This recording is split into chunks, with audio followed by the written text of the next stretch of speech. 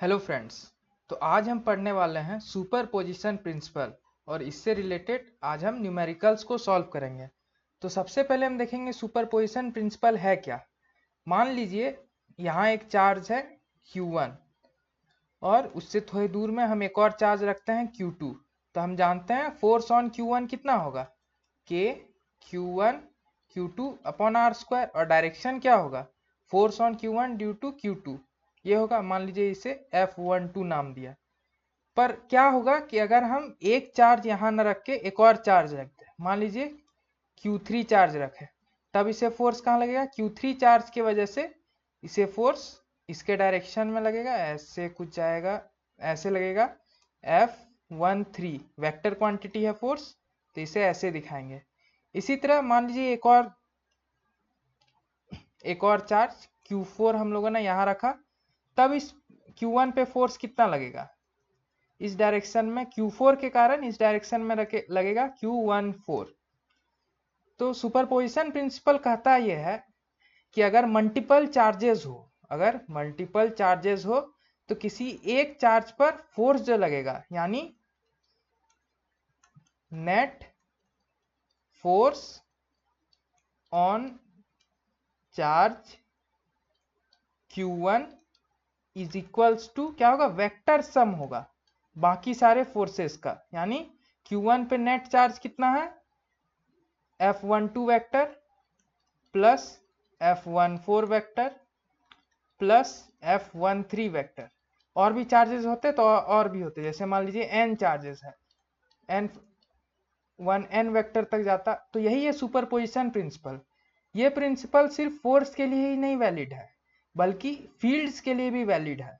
यानी अगर हम एक चार्ज रखें Q1 और हम P पॉइंट पर फील्ड निकालना चाहते हैं, तो मान लीजिए Q1 चार्ज की वजह से फील्ड इधर है E1 और Q2 चार्ज की वजह से फील्ड किधर होगा, पॉजिटिव चार्ज है इसीलिए फील्ड इससे दूर होगा, इधर होगा E2। तो हम क्या बोलेंगे,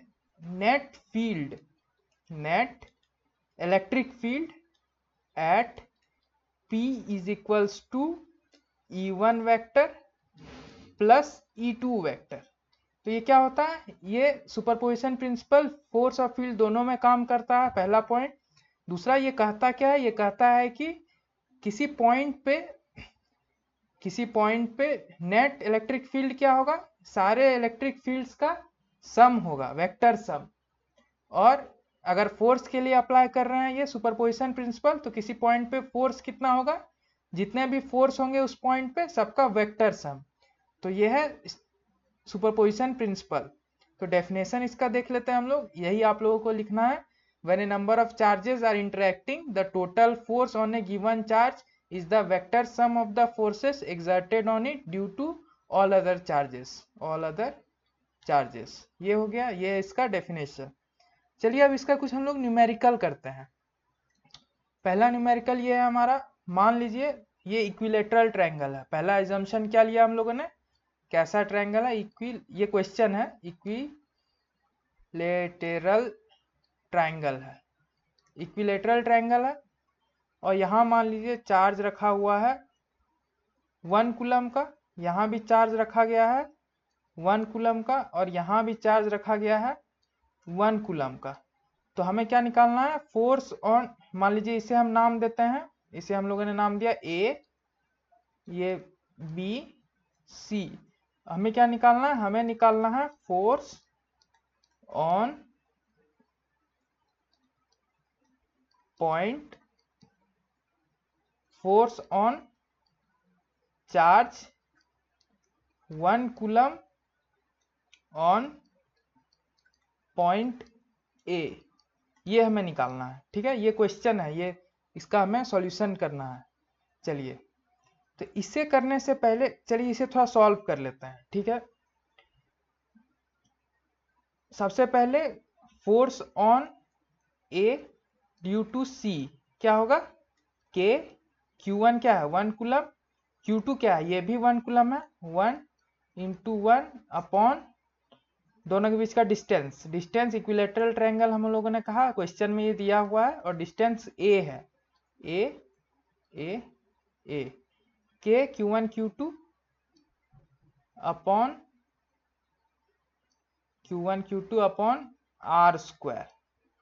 किस डायरेक्शन में होगा? ये एक वेक्टर है इस डायरेक्शन में, इसे मान लीजिए एफ ए सी नाम दिया हम लोगों ने, एफ ए सी। ठीक है, उसी तरह ये क्या है? मैग्नीट्यूड है, और यहाँ हम लोगों ने डायरेक्शन भी दिखाया है।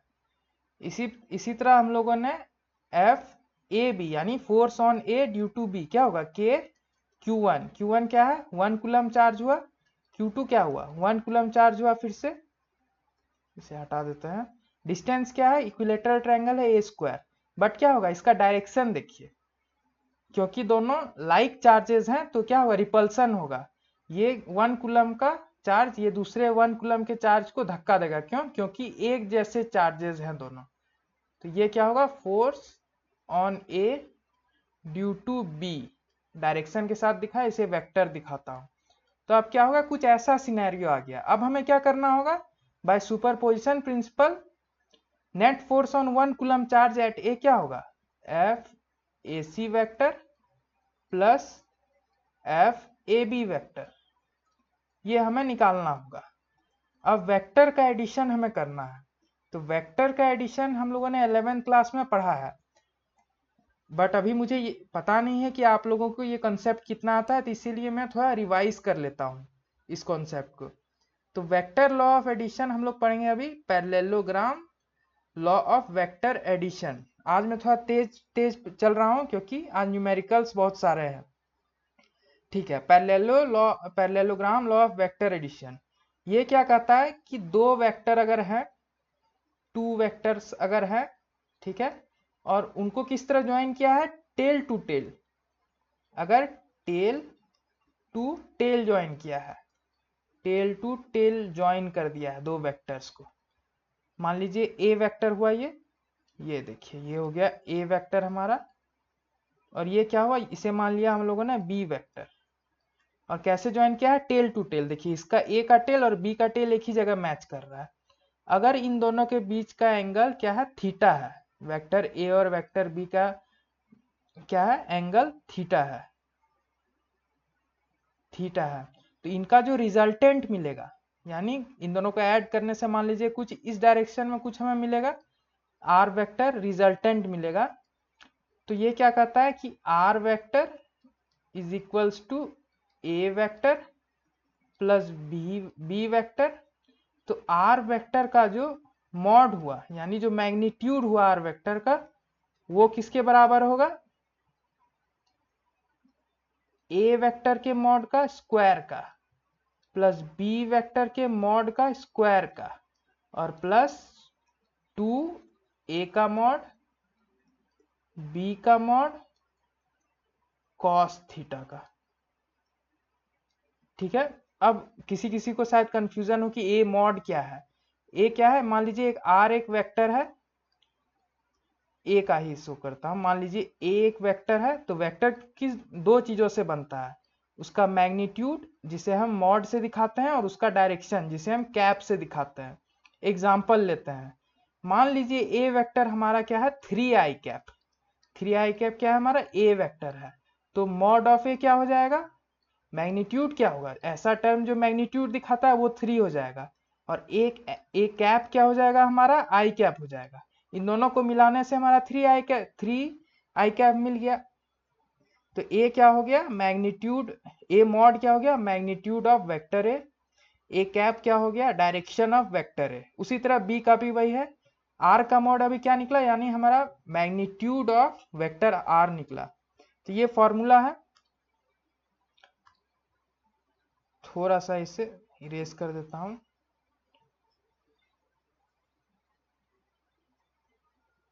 ठीक है, चलिए।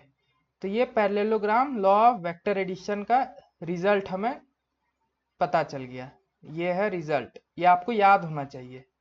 एक और तरीका है जिससे हम क्या कर सकते हैं कि वेक्टर्स को जोड़ सकते हैं। एक और तरीका है जिससे वेक्टर्स को जोड़ सकते हैं, रिजोल्यूशन ऑफ वेक्टर। इसका मतलब क्या? हम लोग वेक्टर को तोड़ के जोड़ेंगे। ये देखिए कैसे। मान लीजिए एक वेक्टर है, एक वेक्टर ये आर वेक्टर हुआ। आर वेक्टर एक वेक्टर कंसीडर किया। अभी अभी हम लोगों ने पढ़ा कि आर वेक्टर यहाँ ए और बी वेक्टर से मिलके बना है, यानी किसी भी, इसका हम उल्टा भी समझ सकते हैं।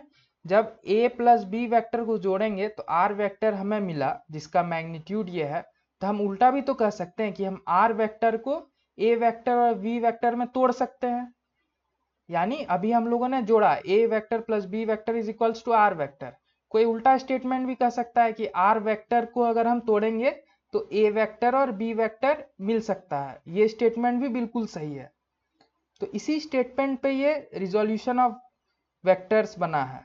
ये क्या कहता है कि अगर हम दो परपेंडिकुलर एक्सिस लें, क्या परपेंडिकुलर एक्सिस, मान लीजिए इस एक्सिस को हम लोगों ने एक्स कैप कहा या एक्स एक्सिस कहा, एक्स एक्सिस आई कैप की डायरेक्शन हुई, और इसे हम लोगों ने वाई एक्सिस कह दिया, वाई एक्सिस।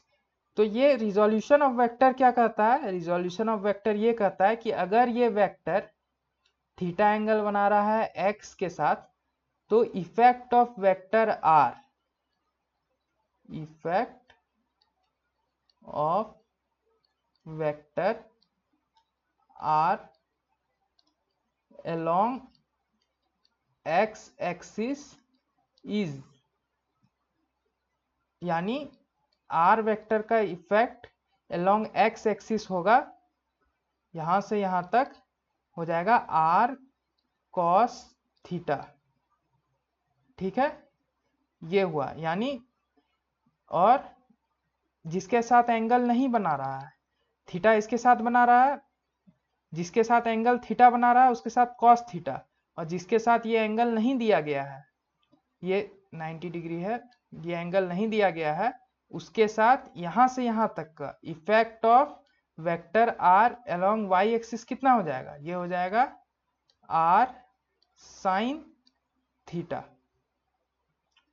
इसे इसी तरह याद रखना है। याद किस तरह रखना है, ये मान लीजिए एक्स एक्सिस है, ये मान लीजिए वाई एक्सिस है, कोई भी एक्सिस हो सकते हैं, वाई जेड भी ले सकते हैं, बशर्ते 90 डिग्री का कोण बनना चाहिए। और अगर एक वेक्टर खींच दिया यहाँ एस वेक्टर, तो अगर इसके साथ थीटा बन रहा है तो इसका इफेक्ट अलोंग इसके कितना होगा, एस कॉस थीटा, और इसके साथ कितना एंगल बन रहा है, देखिए ये 90 है, यहाँ थीटा बन रहा है तो एस कॉस थीटा, ये 90 है पूरा, ये थीटा है, तो ये कितना हो जाएगा, ये हो जाएगा 90 माइनस थीटा हो जाएगा। तो इसके साथ इफेक्ट कितना होगा, एस कॉस 90 माइनस थीटा, यानी in simplified words sine theta. ये समझे कहां से आया। इस रिजल्ट को आप एक और चीज से डिराइव कर सकते हैं, ट्रिग्नोमेट्री से भी ये डिराइव हो सकता है, बट अभी मैं इसे रहने देता हूं। तो आप इसे कुछ ऐसे भी याद कर सकते हैं कि अगर परपेंडिकुलर एक्सिस है, एक वेक्टर परपेंडिकुलर एक्सिस परपेंडिकुलर रहने जरूरी है, एस वेक्टर है, अगर थीटा एंगल इसके साथ बन रहा है तो इफेक्ट कितना होगा, एस मॉड में रहता है ये, एस कॉस थीटा, और इसके साथ कितना होगा, यहाँ थीटा है तो यहाँ कितना हो जाएगा 90 माइनस थीटा, तो इसके अलोंग कितना होगा effect, S cos 90 minus theta. या इन शॉर्ट जिसके साथ थीटा एंगल बना रहा है एस कॉस थीटा, और जिसके साथ एंगल कुछ नहीं दिख रहा है उसके साथ सीधे एस साइन थीटा। ये याद रखिएगा। ठीक है, ये होता है रिजोल्यूशन ऑफ वेक्टर।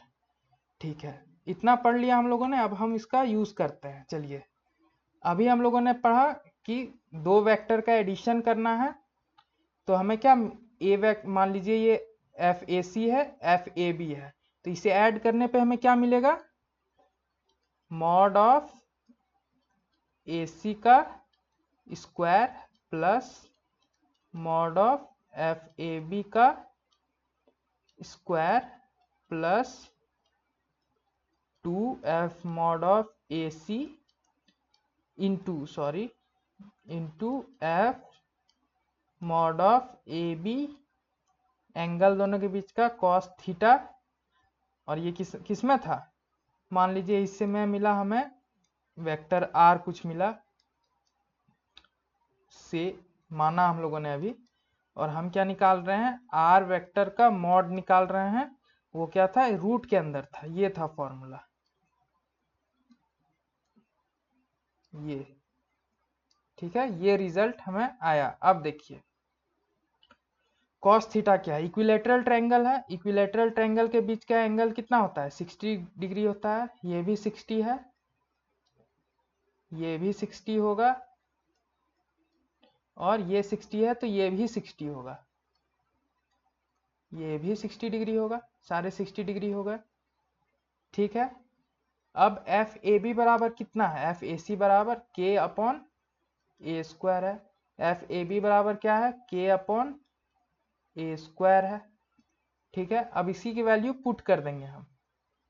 तो इसे पुट करने के बाद क्या आ जाएगा, cos 60 का सबसे पहले वैल्यू पुट करते हैं। cos 60 का वैल्यू होता है, cos 60 डिग्री का वैल्यू होता है हमारे पास, cos 60 is equal to sine 30 1/2। ठीक है, यहाँ 1/2 और ये 1/2 से कैंसिल हो जाएगा, तो ये आ जाएगा कुछ हमारा रूट अंडर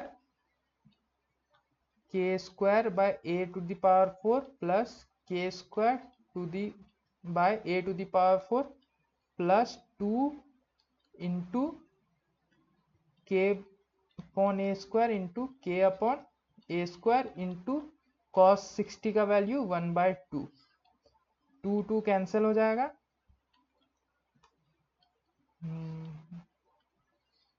ये हो जाएगा ऐसा कुछ, तो K square 2k² a to the power 4 plus k² a to the power 4, ये आया, क्या हो जाएगा, ये आ जाएगा root under 3k² divided by A to the power 4, इसमें k by a square root under 3, ये आ गया।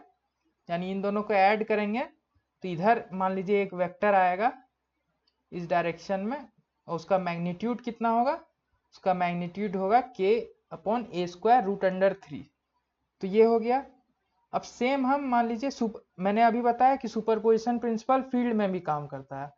मान लीजिए ये पॉइंट ए है, ये बी है, ये सी है, सेम वही हम लोगों ने 1 कूलम का चार्ज बी में रखा और 1 कूलम का चार्ज सी में रखा, तो हमें फील्ड नेट फील्ड एट ए निकालना है।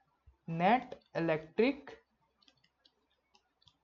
फील्ड एट ए क्या होगा, 1 कूलम चार्ज की वजह से कितना होगा, K Q by R, equilateral triangle दिया हुआ है, डिस्टेंस ए है, इधर क्या हुआ के क्यू बाय ए स्क्वायर। क्यों, क्योंकि पॉजिटिव चार्ज है, पॉजिटिव चार्ज में इलेक्ट्रिक फील्ड की डायरेक्शन अवे रहती है, अवे फ्रॉम चार्ज। उसी तरह 1 कूलम की वजह से इधर लगेगा, बी वाले 1 कूलम की वजह से, के Q bye a square. Same angle 60 degree हुआ, इक्विलेटरल ट्रायंगल है तो यहाँ भी 60 डिग्री है, तो ये क्या हो जाएगा, ये भी वेक्टर है, ध्यान दीजिएगा ये वेक्टर क्वांटिटी है, डायरेक्शन मैंने दिखाया है। इसे मैं E1 कह देता हूँ, इसे मैं E2 कह देता हूँ।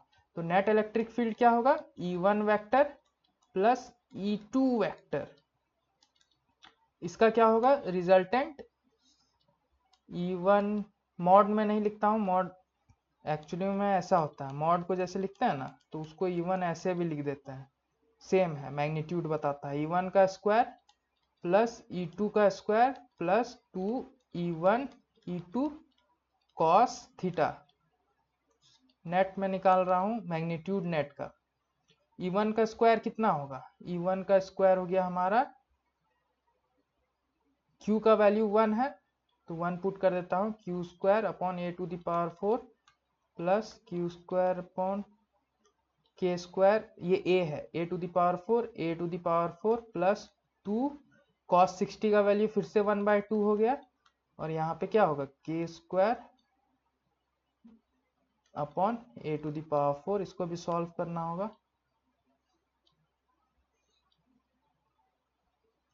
ये कैंसिल हो गया,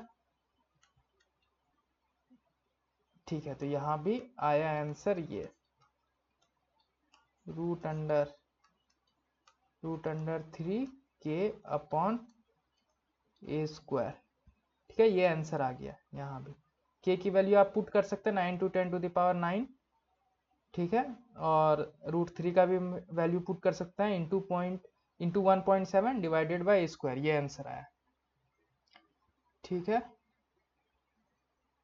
अच्छा हाँ, एक और बात तो बताना रह ही गया, इसे आप एक और तरीके से कर सकते हैं। कैसे? स्प्लिटिंग ऑफ वेक्टर से, स्प्लिटिंग ऑफ वेक्टर से भी कर सकते हैं। चलिए देखते हैं स्प्लिटिंग ऑफ वेक्टर से कैसे करते हैं।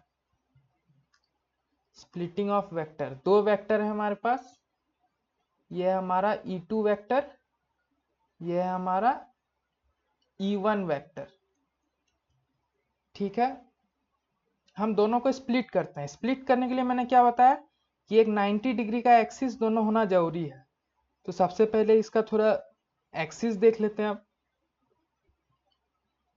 ये मान लीजिए हम लोगों ने x माना, ये हम लोगों ने y माना, तो ये क्या है? इक्विलेटरल ट्रायंगल है, पूरा 60 है, तो बीच से स्प्लिट किया तो ये कितना हो जाएगा? 30 हो जाएगा। ये कितना हो जाएगा? 30 हो जाएगा। इस एंगल को हम यहाँ, ये ए पॉइंट को हम स्प्लिट कर रहे हैं, ध्यान दीजिएगा इस पर एंगल को।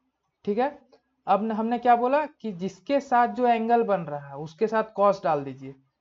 E2 है, ये E1 है, तो अलोंग y डायरेक्शन देखिए, अलोंग x डायरेक्शन देखते हैं पहले, अलोंग x अलोंग के क्या होगा? E2 वेक्टर इधर स्प्लिट आएगा, इसके साथ 30 बना रहा है तो इसके साथ कितना बनाएगा? 60 बनाएगा, E2 cos 60 डिग्री। ठीक है, E2 आया। चलिए इसे भी, E1 भी स्प्लिट हो जाएगा x डायरेक्शन, निगेटिव x की डायरेक्शन में। ये कैसे स्प्लिट होगा? इस यहाँ इधर क्या आ जाएगा इसका? E1 cos 30 है तो इधर कितना आएगा? cos 60 आ जाएगा, E1 cos 60। अब देखिए E1 is equals to E2 है, E1 का मैग्नीट्यूड E2 के मैग्नीट्यूड के बराबर है, यानी x कंपोनेंट दोनों कैंसिल हो गया हम लोग का, डायरेक्शन दोनों का अपोजिट है, x कंपोनेंट कैंसिल हो गया। अब y कंपोनेंट देखते हैं, E2 का y कंपोनेंट कितना होगा? इधर आएगा, इसे मैं अलग कलर से दिखा देता हूं, पर्पल से दिखा देता हूं। E2 का y कंपोनेंट कितना आएगा? E2 cos 30 डिग्री, और E1 का y कंपोनेंट कितना आएगा? ऊपर की ओर ही आएगा, E1 cos 30 डिग्री। अब दोनों का डायरेक्शन एक ही तरफ है, तो अलोंग x तो सब कैंसिल हो गया, लेकिन अलोंग y एक्सिस हमें एक मिल जाएगा। क्या मिलेगा? E1 cos 30 plus E2 cos 30। हम जानते हैं E1 is equals to E2 है, तो हम क्या लिखेंगे? 2E1 cos 30 degree. cos 30 बराबर क्या होता है? cos 30 बराबर होता है साइन 60। 2E1 का मैग्नीट्यूड क्या है? k upon A square. cos 30 का यानी साइन 60 होता है, साइन 60 का वैल्यू क्या हुआ? √3/2। ये देखिए आंसर आ गया, k √3/a²। सेम आंसर, ये आंसर और ये आंसर आ गया, सेम ही है। स्प्लिटिंग से भी हम लोगों ने सेम आंसर लाया। इसका ऊपर वाला भी हम स्प्लिटिंग से करते हैं। ए पॉइंट को हम जूम करते हैं, अच्छा ये तो सेम ही हो गया। ए पॉइंट को हम जूम करेंगे, FAC वेक्टर, और इधर FAB वेक्टर। अब हम क्या करेंगे? x एक्सिस और y एक्सिस खींच देंगे, इसके साथ एंगल 30 बना रहा है, सेम उसी तरह होगा, इसके साथ 60 बनाएगा, तो इधर कंपोनेंट क्या आएगा? FAC cos 60 degree. FAC दो में टूटेगा, FAC cos 60 और FAC cos 30 में, और FAB भी दो में टूटेगा, एक डायरेक्शन ऊपर आएगा, FAB, इसके साथ भी एंगल 30 है, FAB cos 30 डिग्री, और इधर एक कंपोनेंट आएगा FAB, इसके साथ एंगल कितना है? इसके साथ 60 है, तो FAB cos 60 डिग्री। ठीक है, अब देखिए FAB बराबर FAC है, ये दोनों का मैग्नीट्यूड इक्वल है और दोनों का डायरेक्शन अलग है, तो ये दोनों कैंसिल हो जाएगा। X scale on component cancel हो जाएगा। वाई एक्स स्केल ऑन क्या है, दोनों का डायरेक्शन एक ही है, तो 2 into F A B cos 30 degree ये आ गया। क्यों? क्योंकि एफ ए बी बराबर एफ ए सी है। तो इसे सॉल्व कर देंगे तो वही आ जाएगा, सेम आंसर। ये आंसर आपका आ जाएगा, निकल के आ जाएगा सेम। ठीक है, अगला प्रॉब्लम देखते हैं। ये हो गया, हाँ ये प्रॉब्लम, इसमें क्या है, सेम चार्ज 1 कूलम यहाँ रखा है, यहाँ पे 1 कूलम रखा है और यहाँ पे -1 कूलम रख दिया है। तो मान लीजिए इससे हम लोगों ने कहा ए, ये वाला पॉइंट क्या है, ए बी सी, तो फोर्स ऑन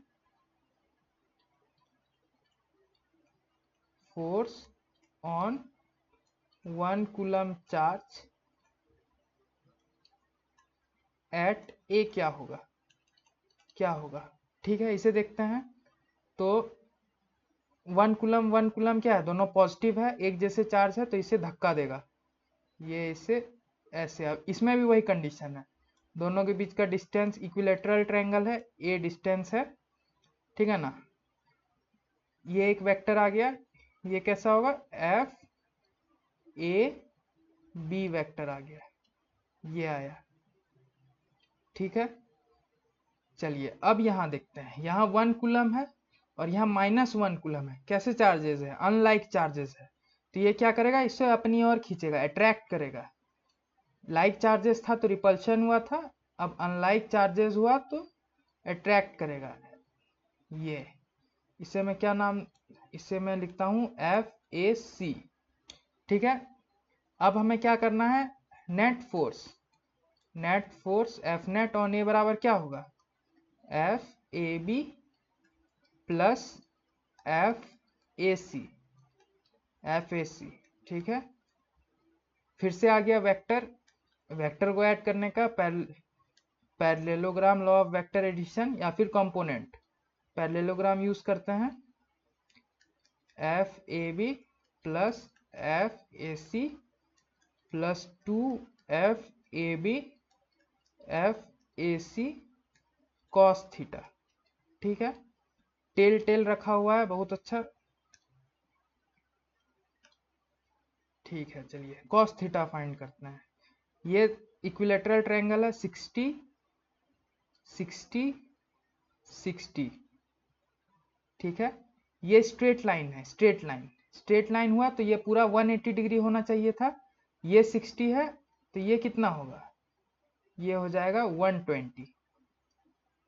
120 डिग्री, यानी थीटा क्या हो गया हमारा, 120 डिग्री हो गया। और cos 120 डिग्री क्या होता है, cos 120 डिग्री होता है cos 90 प्लस 30 लिख सकते हैं। cos 90 प्लस 30 होता है माइनस साइन 30 डिग्री, यानी ये हो गया -1/2। cos 120 डिग्री हो गया हमारा -1/2। चलिए ये एक निकला। अब एफ ए बी बराबर क्या होगा, के ए बी, Q1 क्या है 1 कूलम है, Q2 क्या है 1 कूलम है, तो इसे नहीं लिखता हूं मैं। और दोनों के बीच के डिस्टेंस का square, A square is equals to F. देखिए हम लोग क्या कर रहे हैं, अभी हम लोग स्केलर फॉर्मूला यूज कर रहे हैं, यानी कूलम्स लॉ का scalar F is equals to K Q1 Q2 bye R square. इसमें जब भी हम स्केलर फॉर्मूला यूज करते हैं, इसमें चार्ज विदाउट साइन लिखते हैं, पहला पॉइंट आप याद रखिएगा। जब भी हम वेक्टर फॉर्मूला यूज करेंगे, उसका मैं न्यूमेरिकल का अलग से एक दिन क्लास लूंगा, तो उसमें हम साइन डालते हैं। इसमें स्केलर फॉर्म जब भी यूज करते हैं तो हम क्या करते हैं, चार्ज का साइन नहीं यूज करते हैं, पहला पॉइंट। और दूसरा पॉइंट क्या है, डायरेक्शन हम अपने एज्यूम करते हैं। देखिए डायरेक्शन यहाँ हम ले रहे हैं ना कि अपोजिट चार्जेस है तो डायरेक्शन इधर होगा। वेक्टर फॉर्म में डायरेक्शन हमें अपने आप मिल जाता है, वो डायरेक्शन हम एज्यूम नहीं करते हैं। तो जब भी हम स्केलर फॉर्म लिख रहे हो कूलम्स लॉ का, तो हमें चार्ज का प्लस माइनस ऐसे नहीं लिखना है, बस चार्ज जैसे -1 कूलम है तो 1 कूलम लिख दीजिए, चार्ज विदाउट साइन लिखना है, तो F A B is equals to हो जाएगा एफ ए सी। अब इसे बस सॉल्व कर दीजिए तो हो जाएगा ये F net vector is equals to root under F A B का स्क्वायर हो गया K square divided by A four plus K square divided by A four plus 2 into K square divided by A four into minus 1/2। ठीक है, ये 1/2 cancel हो गया, तो ये आ गया आपका 1/2 रूट अंडर आएगा K square by A to the power 4 plus K square by A to the power 4 minus K square by A to the power 4। ये कैंसिल हो गया, तो आंसर क्या आ गया K upon A to the power 2। किधर आया देखिए, दोनों का रिजल्टेंट इधर आएगा, दोनों सेम मैग्नीट्यूड का है तो इसीलिए इस तरफ ये जो रिजल्टेंट आया इसका कितना मैग्नीट्यूड आया, इसका मैग्नीट्यूड आएगा के अपॉन ए स्क्वायर। ठीक है, इसी को हम स्प्लिटिंग से भी कर सकते थे। स्प्लिटिंग से कैसे करेंगे चलिए देखते हैं। इस पॉइंट को ए पॉइंट को हम थोड़ा जूम कर लेते हैं। यहाँ पे ये हमारा ए पॉइंट है, दो वेक्टर है, एक ऐसे से जा रहा है और एक ऐसे से जा रहा है। कितना एंगल बन रहा है दोनों के बीच में 120 डिग्री। 120 डिग्री का एंगल है। सबसे पहले हम क्या करते हैं, एक्सिस डिफाइन करते हैं। मैग्नीट्यूड दोनों का सेम है, के अपॉन ए स्क्वायर, के अपॉन ए स्क्वायर। ठीक है, एक इधर माइनस एक्स एक्सिस हो गया, माइनस एक्स एक्सिस, और एक इधर क्या हो गया वाई एक्सिस हो गया, वाई एक्सिस। इधर क्या हो गया माइनस वाई एक्सिस, मतलब एक्स और वाई एक्सिस हुआ, एक्स एक्सिस वाई एक्सिस। ठीक है, अब देखिए कंपोनेंट किस में टूटेगा, इसमें और इसमें टूटेगा। इधर जा रहा है तो इसका प्रभाव इधर और इधर पड़ेगा। इसका एंगल पूरा 120 है तो ये 60 हुआ, ये 60 हुआ और ये भी 60 हुआ। ये 60 है तो ये पूरा 90 है, तो ये कितना हुआ, ये 30 डिग्री हो गया। चलिए के ए स्क्वायर अब इधर टूटेगा, मान लीजिए वाई कंपोनेंट उसका आया के ए स्क्वायर का, तो वो आ जाएगा के ए स्क्वायर, एंगल कितना है 30 डिग्री कॉस 30। ठीक है, और इधर टूटेगा तो वो कितना होगा वाई एक्सिस की तरफ, और एक्स एक्सिस की तरफ माइनस एक्स एक्सिस की तरफ टूटेगा तो वो क्या हुआ के ए स्क्वायर, एंगल कितना है 60 डिग्री कॉस 60 डिग्री। ऊपर वाले के ए स्क्वायर को हम लोगों ने तोड़ा। चलिए अब नीचे वाले को तोड़ते हैं। यहाँ है के अपॉन ए स्क्वायर, इधर है तो यहाँ 60 है तो यहाँ कितना होगा, यहाँ भी 30 डिग्री होगा। ठीक है, तो ये पहले इधर टूटेगा, ये देखिए यहाँ है ना ऐसे जा रहा है तो दो हिस्सा में टूटेगा, इधर और इधर। ये हो गया K upon A square cos 30 degree, और इधर एक डायरेक्शन में जाएगा के अपॉन ए स्क्वायर, इधर कितना एंगल है 60 डिग्री तो कॉस 60 डिग्री। अब देखिए एक फोर्स इधर लग रहा है के अपॉन ए स्क्वायर कॉस 30, एक फोर्स इधर लग रहा है के अपॉन ए स्क्वायर कॉस 30, तो ये दोनों क्या हो जाएगा कैंसिल हो जाएगा, डायरेक्शन अपोजिट है।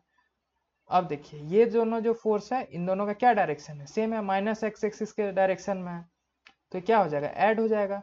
ये क्या हो जाएगा 2k upon A square cos 60 degree. Cos 60 का वैल्यू आ गया हमारा 2 अपॉन के स्क्वायर, कॉस 60 का वैल्यू होता है साइन 30, साइन 30 का वैल्यू होता है 1/2, आ गया K upon A square. Direction क्या है इधर माइनस एक्स एक्सिस। देखिए सेम रिजल्ट हमें मिला। तो हमने क्या किया, अभी स्प्लिटिंग से पहले समझा, स्प्लिटिंग से समझा और उसके बाद हम लोगों ने रिजोल्यूशन से भी समझ लिया। ठीक है, अब सेम प्रॉब्लम में फील्ड भी निकाल सकते हैं आप। मान लीजिए सेम वही क्वेश्चन है, सेम क्वेश्चन है, इसी तरह इक्विलेटरल ट्रायंगल है, यहाँ पे 1 कूलम चार्ज रखा हुआ है प्लस 1 कूलम, यहाँ पे माइनस 1 कूलम चार्ज है। तो इस पॉइंट पे ए पॉइंट पे फील्ड आपको निकालना है। क्या आप निकाल सकते हैं, बिल्कुल, थोड़ा सा हिंट देता हूँ, ये आप घर में करके लाइएगा घर से। प्लस 1 कूलम के चार्ज की वजह से फील्ड किधर होगा बाहर की ओर, के क्यू बाय आर स्क्वायर, यानी के अपॉन ए स्क्वायर इस डायरेक्शन बाहर की ओर, ये डिस्टेंस है। अब -1 कूलम की तरफ की वजह से फील्ड कितना होगा, इनवर्ड्स इधर, इसका क्या होगा, मैग्नीट्यूड भी होगा KQ/r²। ई फील्ड बराबर क्या होता है, ड्यू टू पॉइंट चार्जेस होता है, पॉइंट चार्ज की वजह से इलेक्ट्रिक फील्ड होता है KQ/r²। अगर पॉजिटिव चार्ज है तो बाहर की ओर, अगर निगेटिव चार्ज है तो अंदर की ओर। ये हो गया एंगल दोनों के बीच का, अभी भी 120 है, सॉल्व कर दीजिएगा, सेम आंसर आएगा। ठीक है, अब हम अगले स्लाइड में बढ़ते हैं। ये देखिए क्वेश्चन आ गया, 2 fix charges +4Q and Q are at distance 3 metre apart. ये ऐसा है, स्ट्रेट लाइन है, 4Q चार्ज यहाँ रखा है और यहाँ पे Q रखा है, इन दोनों के बीच का डिस्टेंस कितना है, 3 मीटर है। ये कह रहा है कि एक चार्ज Q को रखना है, at what point between the charges a third charge plus Q must be placed to keep it in equilibrium। Third charge कहाँ रखें, अच्छा पहला यहाँ क्या, इक्विलिब्रियम का मतलब क्या है, ये क्वेश्चन कह रहा है कि हम थर्ड चार्ज इन दोनों के बीच में कहाँ रखें कि उस थर्ड चार्ज इक्विलिब्रियम में, इक्विलिब्रियम मतलब क्या है, net force on third charge is equals to 0। Equilibrium का यही मतलब है कि नेट फोर्स किस पे, on third charge, third charge पे जो नेट फोर्स लगे वो 0 हो। ये है क्वेश्चन। अब इस तरह के क्वेश्चंस को कैसे सॉल्व करते हैं, देखिए मान लीजिए थर्ड चार्ज हम लोगों ने कहीं यहां रखा, ठीक है, थर्ड चार्ज कहीं यहां रखा, किससे, x डिस्टेंस से, हम डिस्टेंस को x एज्यूम कर लेते हैं, ठीक है, q चार्ज यहां रख दिया 4Q से x डिस्टेंस पे, तब इस पे फोर्स क्या लगेगा, force due to 4Q charge किधर लगेगा, देखिए 4Q चार्ज दोनों प्लस है तो इस Q को धक्का देगा, धक्का कितने मैग्नीट्यूड से देगा, Q1 इंटू Q2/r², दोनों बीच का डिस्टेंस कितना है, x है, x² हो गया। अब देखिए F4Q हुआ, ये Q चार्ज की वजह, ये दोनों पॉजिटिव चार्ज है तो ये Q चार्ज भी इसे धक्का देगा, मान लीजिए इसे FQ लिख देता हूं, तो Q चार्ज की वजह से कितना फोर्स लगेगा, KQ1 Q2 अपॉन दोनों के बीच का डिस्टेंस कितना हुआ, ये अगर x है, ये पूरा 3 मीटर है, तो ये कितना हो गया, ये 3 - x हो जाएगा, 3 - x, तो ये हो गया 3 - x पर होल स्क्वायर। सेम क्वेश्चन सिर्फ वैल्यू चेंज करके जैक बोर्ड में आया हुआ है, 2020 या 19 में आया, मुझे याद नहीं एग्जैक्ट, पर 2020 में शायद आया है, बस वैल्यू चेंज था, क्वेश्चन सेम टाइप का था। ये दोनों फोर्स लगेगा। अब क्या कह रहा है कि जो नेट फोर्स है वो 0 है, यानी नेट फोर्स 0 है, इसका मतलब क्या, force on 4Q, force due to 4Q और फोर्स ड्यू टू Q क्या है, बराबर है दोनों, तब ना इस पे नेट फोर्स 0 होगा। दोनों तरफ का फोर्स अगर बराबर हो गया तो इस पे नेट फोर्स 0 हो जाएगा, कट जाएगा दोनों, तो बस वही करना है हमें, K4QQ upon x² is equals to KQQ upon 3 - x पर होल स्क्वायर। देखिए QQ यहाँ कैंसिल हो गया, K भी कैंसिल हो गया, क्या बचा हमारे पास, हमारे पास बचा है 4 upon x² is equals to 1 upon 3 - x पर होल स्क्वायर।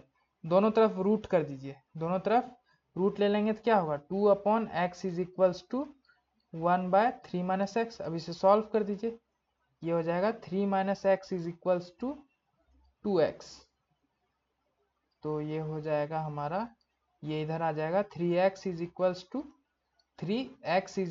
टू 1 मीटर, यानी क्या करना है, 4Q चार्ज से इस Q चार्ज की दूरी 1 मीटर है और Q चार्ज से इस चार्ज की दूरी कितनी है, 3 - x यानी 2 मीटर, यानी चार्ज कुछ इस तरह रखा गया है, 4Q चार्ज यहाँ से यहाँ 1 मीटर है, Q चार्ज है, और यहाँ से कितना है 3 - x, 3 - x क्या हो गया, 2 मीटर हो गया।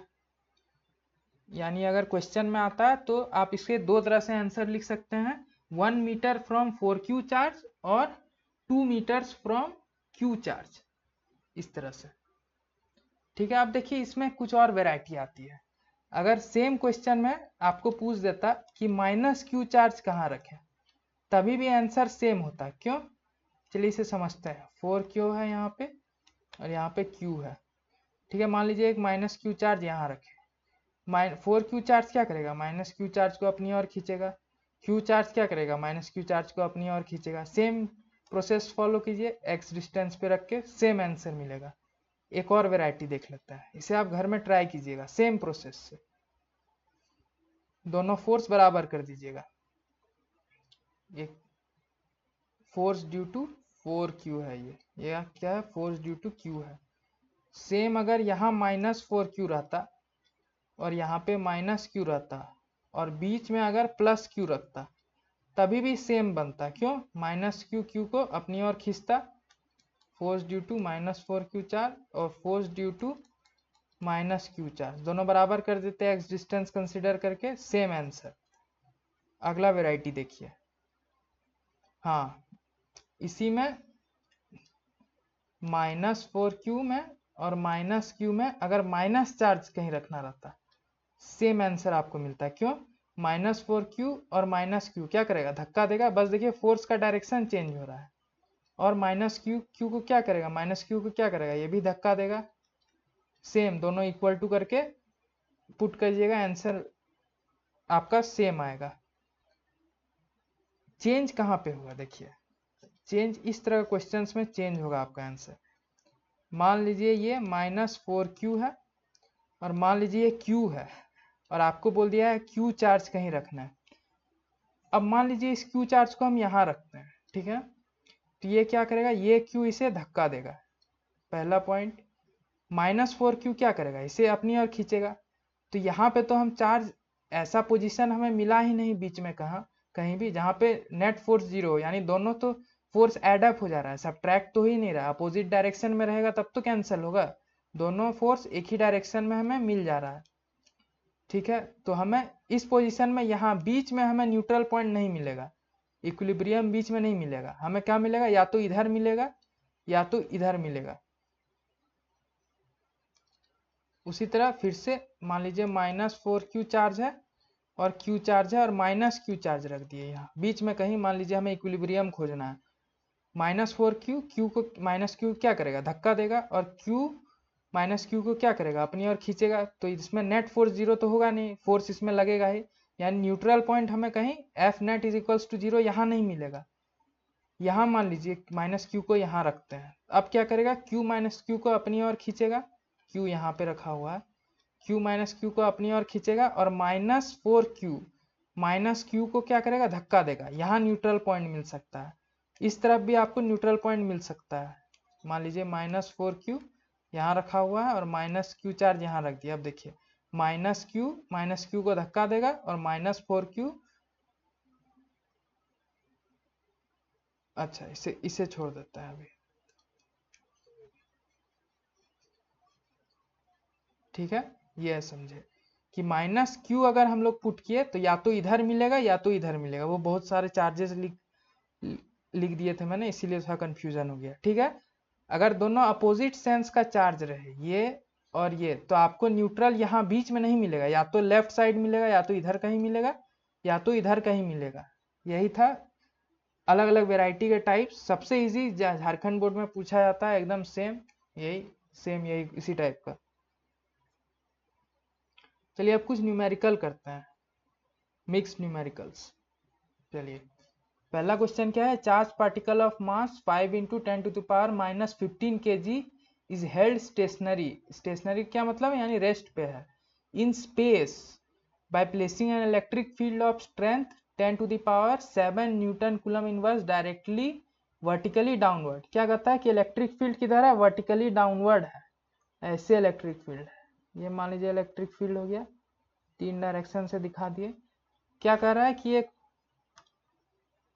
एक चार्ज है जिसका कुछ मास है, ये चार्ज हो गया, इसका कुछ मास है, ठीक है ना, 5 × 10⁻⁻5 kg है। इलेक्ट्रिक फील्ड इस डायरेक्शन में है, चार्ज का मास रख दिए।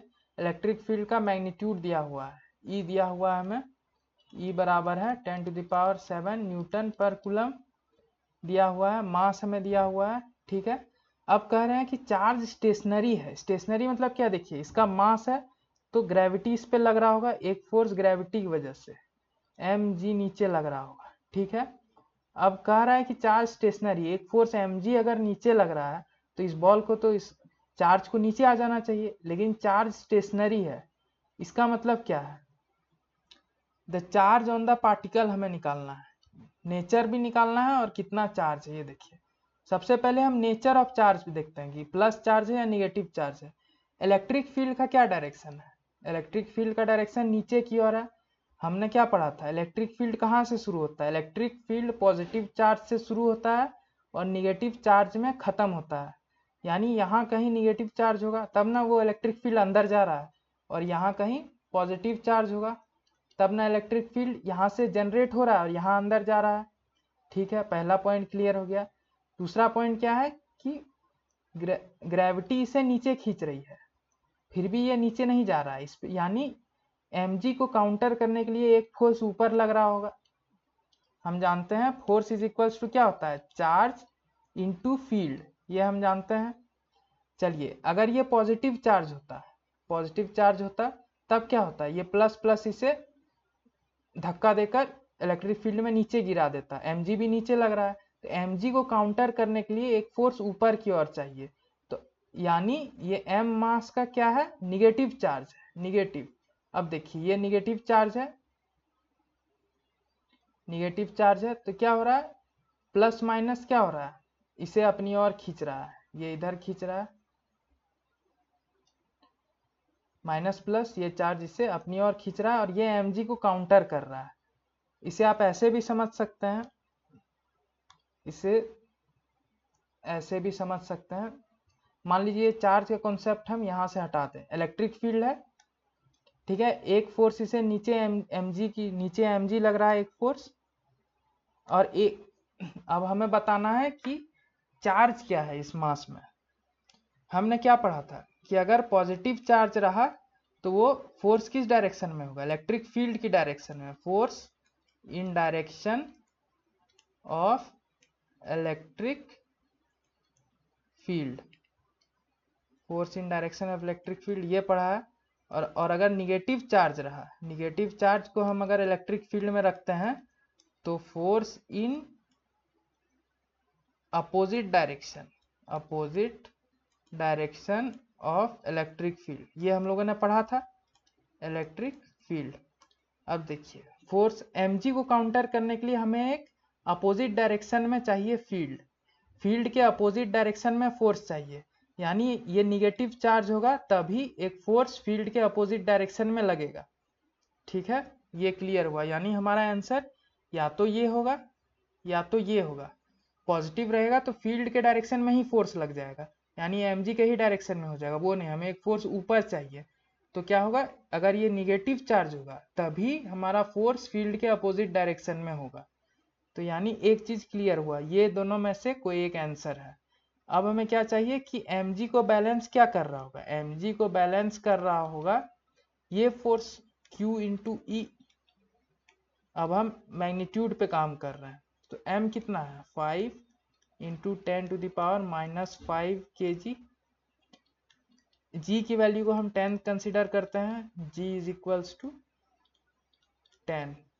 चार्ज क्या है, चार्ज हमें निकालना है, और इलेक्ट्रिक फील्ड क्या दिया है 10⁻7, यूनिट में नहीं लिखता हूँ अभी, ठीक है। q का वैल्यू निकालना है, तो q क्या होगा, जस्ट इससे डिवाइड हो जाएगा, 5 इंटू 10⁻5 इंटू 10 पर डिवाइडेड बाय 10⁻7, ये हो गया हमारा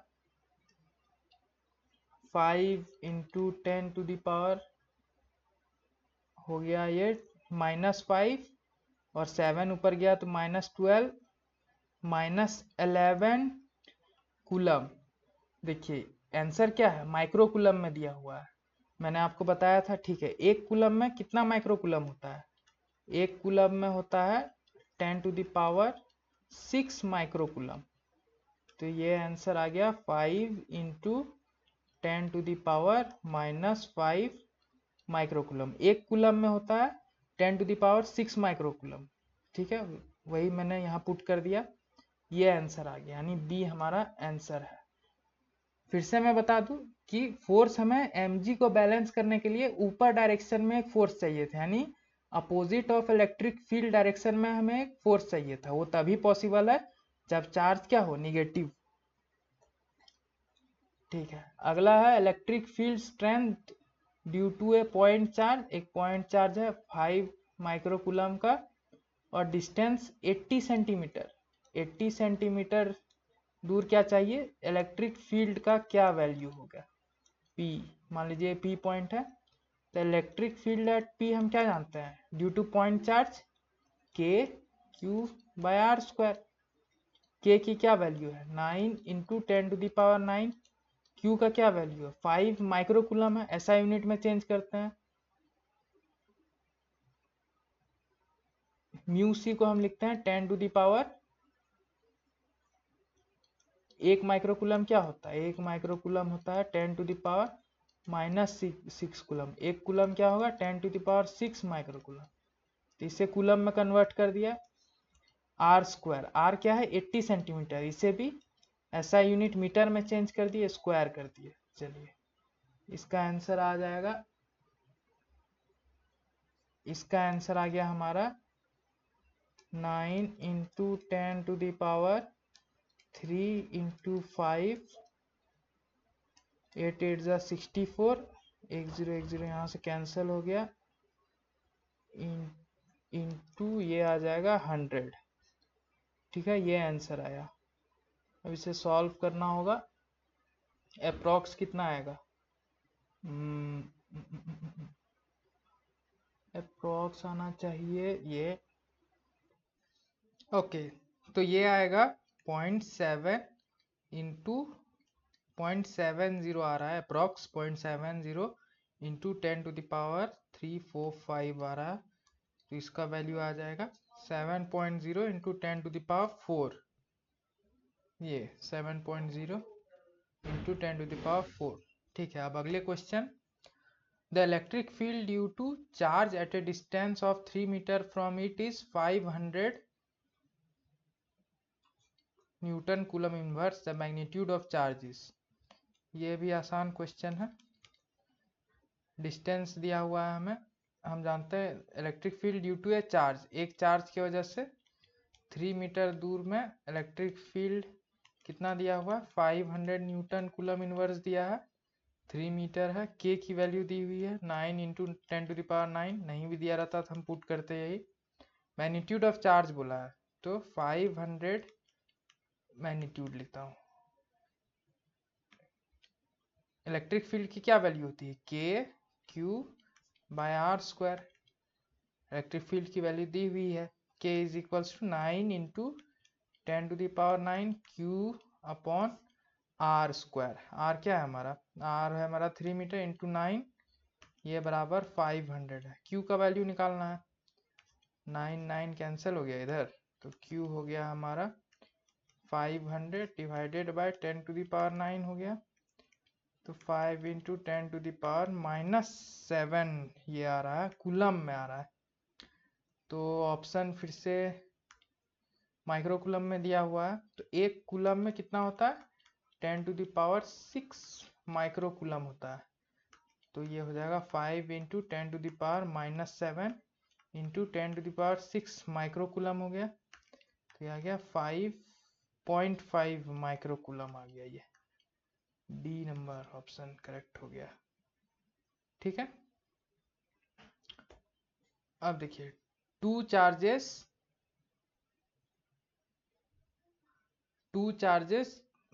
plus 5 microcoulomb 10 + 10 microcoulomb are placed 20 centimetre apart, net electric field at the mid point between the two charges is. ये है, यहाँ पे 5 माइक्रोकुलम है, प्लस में है, ये 10 माइक्रोकुलम है, 20 सेंटीमीटर दूर है ये दोनों, 20 सेंटीमीटर दूर है दोनों। ठीक है, तो बीच में यानी यहाँ से यहाँ 10 सेंटीमीटर और यहाँ भी 10 सेंटीमीटर। फील्ड क्या होगा एट पॉइंट पी पे, फील्ड क्या होगा? सुपरपोजिशन प्रिंसिपल वाला ही क्वेश्चन है। 10 माइक्रोकूलम की वजह से फील्ड कितना होगा बाहर की ओर? ये मान लीजिए इसे E10 लिखते हैं, और 5 माइक्रोकूलम की वजह से फील्ड किधर होगा? इस डायरेक्शन में, मान लीजिए E5 लिखता है। तो 10 माइक्रोकूलम की वजह से फील्ड कितना होगा? K Q by R square. R क्या है हमारा? 10 सेंटीमीटर है। 10 सेंटीमीटर को मीटर में कन्वर्ट करना है, एसआई यूनिट में कन्वर्ट करना है। के क्यू बाय आर स्क्वायर है। के की क्या value? 10, 9 into 10 to the power 9। Direction तो दिखा दिया E10 का। 5 माइक्रोकूलम है, 5 माइक्रोकूलम हो गया 10 टू द पावर -6 कूलम हो गया। ठीक है, 1 microcoulomb is equals to 10 to the power -6 coulomb. ये आ गया 1/100 आ गया। तो E10 के वजह से है 9 इंटू 5 हो गया 45 into 10 to the power 3 into 100 आ जाएगा। 45 इंटू 10 टू द पावर 345 इतना आ गया। किस डायरेक्शन में? इधर -x के डायरेक्शन में है। अब देखिए, अब 5 कूलम चार्ज की 5 माइक्रोकूलम चार्ज की वजह से क्या होगा? 5 निकाल लिया। 10 माइक्रोकूलम चार्ज की वजह से क्या होगा? Okay, field due to 10 microcoulomb charge क्या होगा? K Q upon R square. के की वैल्यू क्या है? 9 into 10 to the power 9। Q की वैल्यू क्या है? 10 microcoulomb. 1 microcoulomb is equal to 10 to the power -6 coulomb. इसे कूलम में कन्वर्ट कर लिया हम लोगों ने। 10 माइक्रोकूलम और 1 माइक्रोकूलम को हम लोगों ने कूलम में कन्वर्ट कर दिया। डिस्टेंस है एट पॉइंट पी पे निकालना है, तो पी से 10 माइक्रोकूलम की दूरी क्या है? 10, यानी 10/100 मीटर कर दिए, मीटर का स्क्वायर। इसे सॉल्व करने से आएगा 9 इंटू ये कैंसिल हो गया, ये 100 ऊपर चला गया। 9 into 10 to the power 10, 11, 12, 6 newton पर कूलम, ये आएगा। ठीक है, 10 माइक्रोकूलम। यहाँ फील्ड किधर है? इस तरफ है। ये डेफिनेटली बड़ा है, तो इसको हम लिखते हैं 90 into 10 to the power 5 newton पर कूलम। और ये क्या है? 45 into 10 to the power 5 newton coulomb. दोनों का डायरेक्शन क्या है? ये देखिए, E10 बड़ा है, E- छोटा है, मतलब डायरेक्शन दोनों का अपोजिट है, तो हम क्या करेंगे? माइनस कर देंगे। तो माइनस करने के बाद हमें क्या मिलेगा? नेट हमें मिलेगा 90 into 10 to the power 5 newton पर coulomb minus 45 into 10 to the power 5 newton पर कूलम। ये आएगा हमारा 45 into 10 to the power 5 newton पर कूलम। डायरेक्शन क्या है? बड़ा कौन सा है? E10 बड़ा है, तो इधर क्या हो गया? डायरेक्शन ये वाला हो गया। तो ये वाला डायरेक्शन क्या हो गया? ये हो गया वेस्ट। वेस्ट यानी 5 माइक्रोकूलम की डायरेक्शन में, टुवर्ड्स 5 माइक्रोकूलम। यानी ये हो गया हमारा 4.5 into 10 to the power 6 newton coulomb inverse towards 5 microcoulomb. ये 5 माइक्रोकूलम, ये हो गया हमारा आंसर। 4 नंबर हो गया। ठीक है, अब 5 नंबर देखिए। ये शायद आज का, हाँ ये आज का लास्ट प्रॉब्लम है। ये लास्ट प्रॉब्लम है। ठीक है, 2 charges 8q and -2q at x is equals to 0 and x is equals to l, यानी दोनों के बीच का डिस्टेंस दिया हुआ है। l दूरी में दो चार्जेस रखे हुए हैं। यहाँ कितना रखा हुआ है? 8q। यहाँ क्या रखा हुआ है? -2q। ठीक है, डिस्टेंस l है। The location of the point on the x axis at which the net electric field due to these point charges is 0। ठीक है, अब मान लीजिए यहाँ हम चेक करते हैं, जैसे हम फोर्सेज में चेक करते थे उसी तरह हम फील्ड में चेक करेंगे। डायरेक्शन क्या होगा, 8q के पॉजिटिव चार्ज है तो इसमें इलेक्ट्रिक फील्ड का डायरेक्शन क्या होगा, अवे फ्रॉम पॉजिटिव चार्ज, ठीक है। और -2q का वजह से इलेक्ट्रिक फील्ड इस पॉइंट में किधर होगा, towards -q charge, E1 E2। तो यहाँ तो दोनों ऐड हो जाएंगे, दोनों जीरो हो ही नहीं सकते। जीरो कब होंगे, जब एक का डायरेक्शन अपोजिट होगा दूसरे का। चलिए इस पॉइंट में चेक करते हैं, इस पॉइंट में, ठीक है। 8q के वजह से किधर होगा इलेक्ट्रिक फील्ड, 8q के वजह से हम कहते हैं E1 इलेक्ट्रिक फील्ड होगा, और -2q की वजह से क्या होगा, E2 होगा, ठीक है। तो E1 की डायरेक्शन क्या होगा, अवे फ्रॉम चार्ज E1, और E2 का डायरेक्शन क्या होगा, टूवर्ड्स द चार्ज। हाँ बिल्कुल सही, इस पॉइंट में जीरो इलेक्ट्रिक फील्ड हो सकता है। इस पॉइंट में चेक करते हैं, इस पॉइंट में चेक करते हैं, -2 कूलम -2q चार्ज की वजह से इधर है टूवर्ड्स, और E1 8q चार्ज की वजह से away from point, away E1। हाँ यहाँ भी, यानी दो पॉइंट में हमें जीरो इलेक्ट्रिक फील्ड मिल सकता है। अब किस पॉइंट में मिलेगा, लेफ्ट साइड वाला या राइट साइड वाला, ये सोचने वाला बात है। चलिए इसका एनालिसिस जरूरी है, इसे समझते हैं, इसे समझते हैं। इलेक्ट्रिक फील्ड क्या होता है, KQ/R², यानी इलेक्ट्रिक फील्ड Q और R² पे डिपेंड करता है। Directly proportional to Q, inversely proportional to R², इन दोनों पे डिपेंड करता है। अब हमें इलेक्ट्रिक फील्ड जीरो चाहिए, जीरो मिलेगा। यहाँ एक बड़ा चार्ज है, यहाँ एक छोटा चार्ज है, 8q मैग्नीट्यूड में बड़ा है और यहाँ पे मैग्नीट्यूड इसका 2q है, ठीक है। अगर हमें इलेक्ट्रिक फील्ड E1 बराबर E2 होना है, ठीक है, तो दो तरीके से हो सकता है, ठीक है। Q/R², प्रोपोर्शनल किसके है, इलेक्ट्रिक फील्ड प्रोपोर्शनल है Q/R² का। अब देखिए, अगर हम इस पॉइंट को कंसीडर करें, इस पॉइंट को,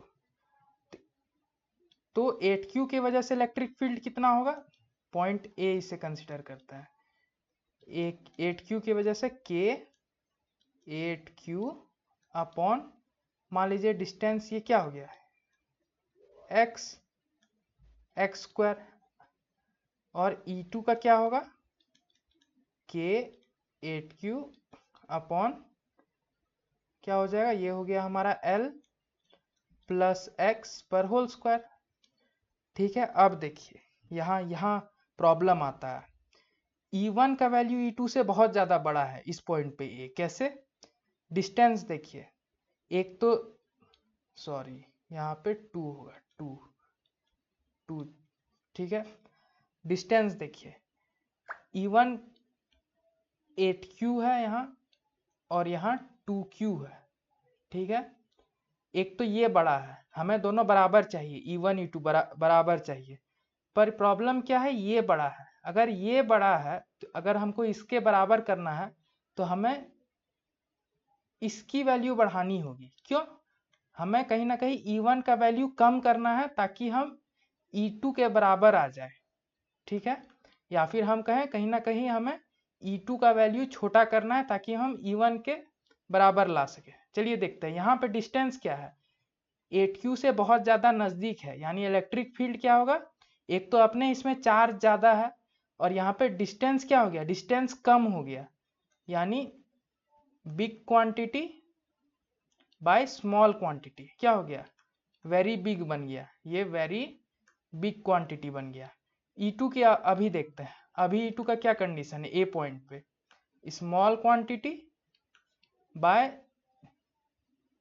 ये क्या है, x प्लस एल, बड़ा हो गया, बिग का स्क्वायर, बिग का स्क्वायर क्या होता है, वेरी बिग होता है, यानी स्मॉल बाय वेरी बिग क्या हो गया, very big, very small quantity मिल गया हमें, वेरी स्मॉल। तो ये दोनों बराबर तो नहीं है, यानी इस पॉइंट में हमें न्यूट्रल पॉइंट नहीं मिलेगा, यहाँ मिलेगा। यहाँ क्यों मिलेगा, चलिए इसे भी देख लेते हैं, यहाँ क्यों मिलेगा। चार्ज है हमारे पास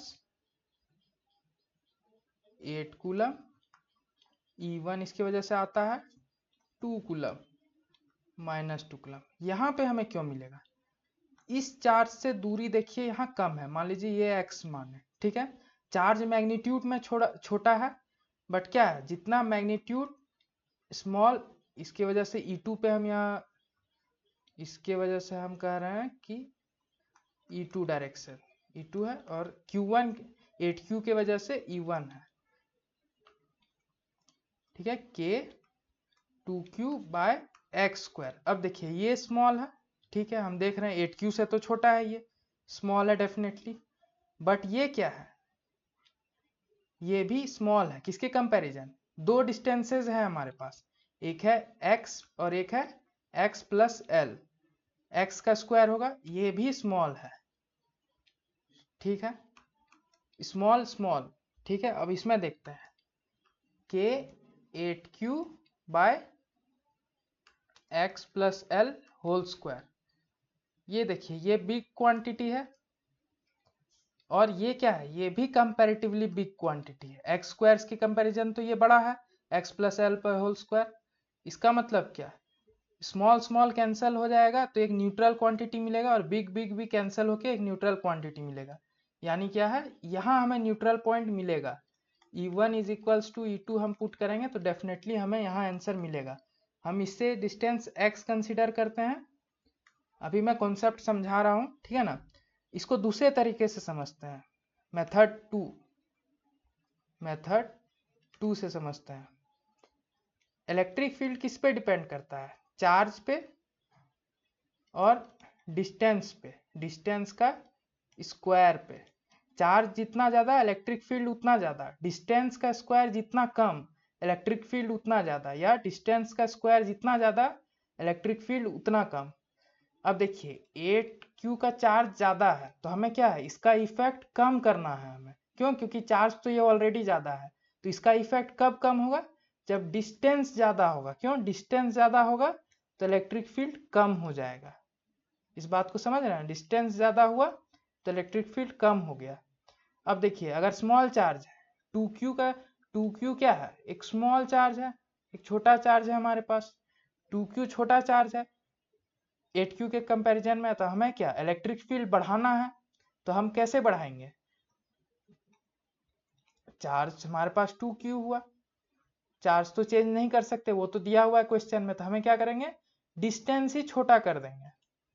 डिस्टेंस का स्क्वायर हो गया, डिस्टेंस छोटा कर दिए तो इलेक्ट्रिक फील्ड बड़ा हो गया, ठीक है। अब डिस्टेंस 2Q के साथ डिस्टेंस छोटा कब होगा? या तो यहाँ रखेंगे, या फिर दो पॉसिबिलिटी तो है ही, या तो यहाँ या तो यहाँ। तो डिस्टेंस छोटा कब होगा? यहाँ रखेंगे तब ना डिस्टेंस छोटा होगा। यानी इन ए नट सेल हम बोल सकते हैं कि ऐसे जब अपोजिट चार्जेस रहें, मतलब अनलाइक चार्जेस जब रहें कॉर्नर्स में, यहाँ जैसे, तो हमें क्या करना है, जो बड़ा चार्ज है बिग, हमें जो न्यूट्रल पॉइंट मिलेगा वो बिग चार्ज से वेरी फार मिलेगा। इसे आप याद कर रख सकते हैं। क्यों? डिस्टेंस बढ़ाएंगे, अगर चार्ज बड़ा है, ठीक है ना, तो हमें क्या करना होगा, डिस्टेंस बढ़ाना होगा, तब ना इलेक्ट्रिक फील्ड उसका कम होगा, छोटे वाले के बराबर होगा। बिग चार्ज से यहाँ तो नजदीक हो गया, यहाँ दूर हुआ, यानी यहाँ रखेंगे, या फिर स्मॉल चार्ज के नजदीक रखेंगे, स्मॉल चार्ज के नियर बाय, ठीक है। छोटे वाले चार्ज के नजदीक रखेंगे। क्यों? ये चार्ज तो छोटा है, ये तो फिक्स है, तो अगर डिस्टेंस हम छोटा कर देंगे तो इस चार्ज की वजह से इलेक्ट्रिक फील्ड ज्यादा हो जाएगा, तो 8Q के चार्ज की वजह से इलेक्ट्रिक फील्ड के बराबर हो जाएगा, ठीक है ना। तो इतना है, ये सब मैंने समझाया। अब क्वेश्चन करते हैं इसका, इसे इरेज कर दिया। तो हमने अभी क्या देखा, हम समझ गए कि जैसे इस तरह का सिस्टम हो, प्लस 8Q चार्ज है और माइनस 2Q चार्ज है, x इज इक्वल्स टू 0 है, x is equals to L है, तो हमें क्या मिलेगा, नेट इलेक्ट्रिक फील्ड 0 चाहिए। वो तो हमें इधर नहीं मिल सकता, बड़ा चार्ज से दूर और छोटे चार्ज से नजदीक यानी इधर कहीं मिलेगा। तो हम कंसिडर करते हैं 2q चार्ज से x डिस्टेंस पे है वो पोजीशन जहाँ पे इलेक्ट्रिक फील्ड 0 है, ठीक है। और उसका डायरेक्शन तब 8q चार्ज की वजह से कितना हो जाएगा, x प्लस एल डिस्टेंस हो जाएगा, 2q चार्ज से x डिस्टेंस हो जाएगा, ठीक है। Electric field due to minus 2q charge at P क्या होगा, k q by R square, R क्या है, x है, x square. Electric field due to 8q charge क्या होगा, k 8q बाय डिस्टेंस का स्क्वायर x प्लस एल पर whole square. अब हम क्या करेंगे, दोनों को इक्वल कर देंगे, क्यों, माइनस वाला की वजह से इलेक्ट्रिक फील्ड इधर है और प्लस वाला की वजह से electric field plus 8q charge की वजह से इधर है, दोनों को बराबर करना है।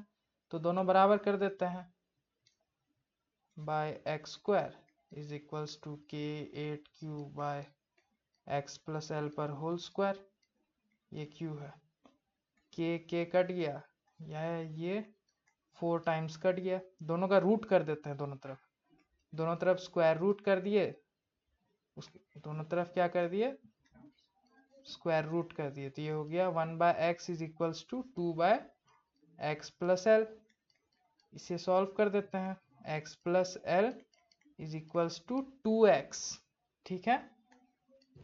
तो x क्या आया, x बराबर l आ गया, x बराबर l आ गया, यानी x क्या है, l के बराबर है।